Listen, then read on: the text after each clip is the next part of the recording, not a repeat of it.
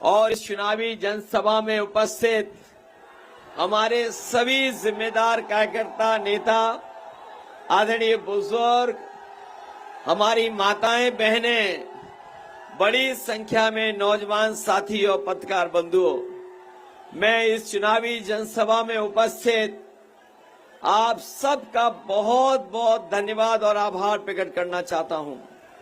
जहां मैं पंडाल में लोगों को देख रहा हूं, वहीं पंडाल के बाहर भी इस तपती हुई दोपहरी में जहां बाईं तरफ लोग दिखाई दे रहे हैं, दूर गाड़ियों के पीछे भी अपने सर को दोपहरी में तपती धूप से गमछे से बचाते हुए, और इधर भी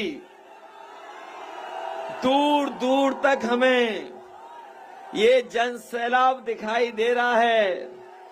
और ये जन सैलाब ऐलान कर रहा है कि इस बार अयोध्या ने आशीर्वाद हमारी पार्टी के नेता अवधेश प्रसाद जी को दे दिया है। और सच्चाई ये है कि हमारी पार्टी के प्रिय नेता जीतने नहीं जा रहे हैं, जीत चुके हैं। इसलिए हम अपने सभी साथियों से निवेदन और अपील करने आए हैं कि ये चुनाव जहां हमारे आपके भविष्य का चुनाव है, साथ ही साथ हमारी आने वाली पीढ़ी के भविष्य का भी चुनाव है। जहां अयोध्या का संदेश पूरे देश और दुनिया में जाता है।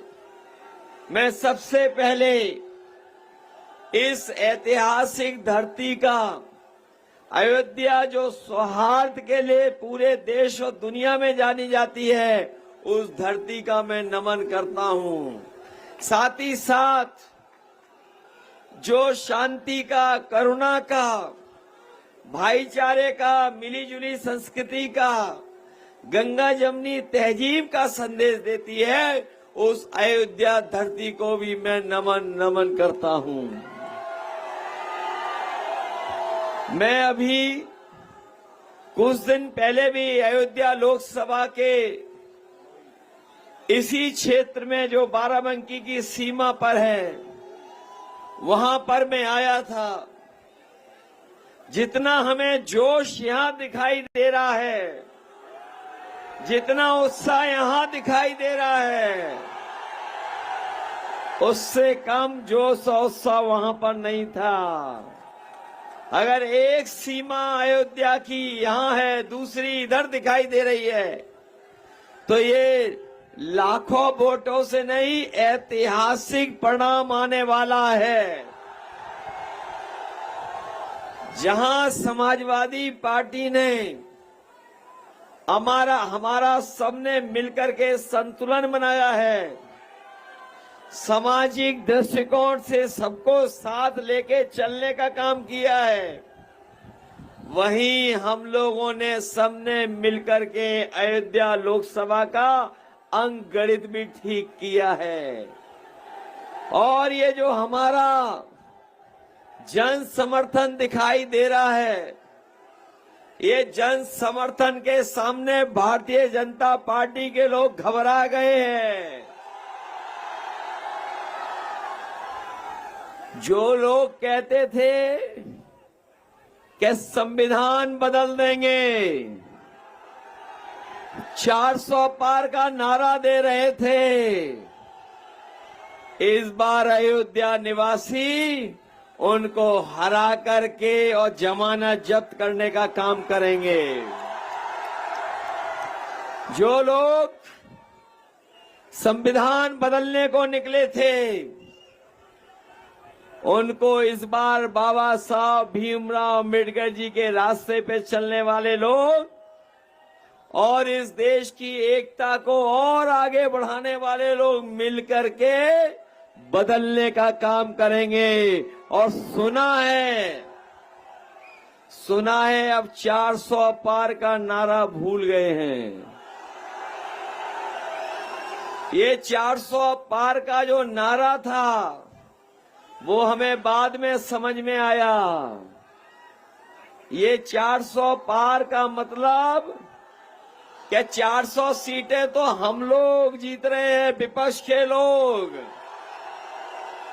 और 400 के बाद जो बची हैं सीटें 143 ही जीत रहे हैं। ये बात तो समझ में आ रही होगी कि जो लोग कह रहे थे 400 पार सीटें जीतेंगे, तो लोकसभा में कितनी सीटें होती हैं? 543, और 400 पार के बाद कितनी बची? 143। लेकिन इस बार देश की 140 करोड़ जनता इनको 140 सीटों के लिए भी तरसा देगी। ये जो गुस्सा बढ़ता चला जा रहा है पहले चरण से, बीजेपी के खिलाफ जनता में गुस्सा बढ़ता चला जा रहा है। आप देख लेना, जब 7वें चरण में चुनाव पहुंचेगा तो जनता का गुस्सा 7वें आसमान पे भारतीय जनता पार्टी के खिलाफ होगा। इन्होंने धोखा दिया सबको, किसी को नहीं छोड़ा इन्होंने। हमारा किसान भाई जो सबसे सीधा है, जो सच्चा है, जो ईमानदार है, किसान गरीब गांव में रहने वाला, अपनी तमाम तकलीफ परेशानियों को सामना करने के बाद भी अपनी खेती बाड़ी करता है, खेत पे दिन रात मेहनत करता, खून पसीना बहाता। उसे भरोसा दिलाया था कि जब सरकार भारतीय जनता पार्टी की आ जाएगी तो किसानों की आय दोगुनी हो जाएगी। हमारे किसान भाइयों, गांव में रहने वाले सभी परिवार के हमारे सदस्य, बताओ 10 साल में किसी की किसान की आय दोगुनी हो गई हो? कहीं आय दोगुनी नहीं हुई। और ये सरकार महंगाई बढ़ाती चली जा रही है, महंगाई आसमान छू रही है, और हमारे किसान की हर चीज लागत लगातार बढ़ाई जा रही है। खाद महंगी हो गई, डीजल महंगा हो गया, कीटनाशक दवाई महंगी हो गई, और हमारे किसानों को इन्होंने धोखा देने का काम किया। हमारे भोले भाले किसान की बोरी से चोरी कर ली। हमारे सीधे सादा किसान, गांव में रहने वाले लोग, जब इन्होंने खाद की बोरी दी तो उसमें से चोरी कर ली। पहले 5 किलो, फिर 5 किलो, तो बताओ बोरी कितने किलो की रह गई? 10 किलो चोरी कर दी इन्होंने।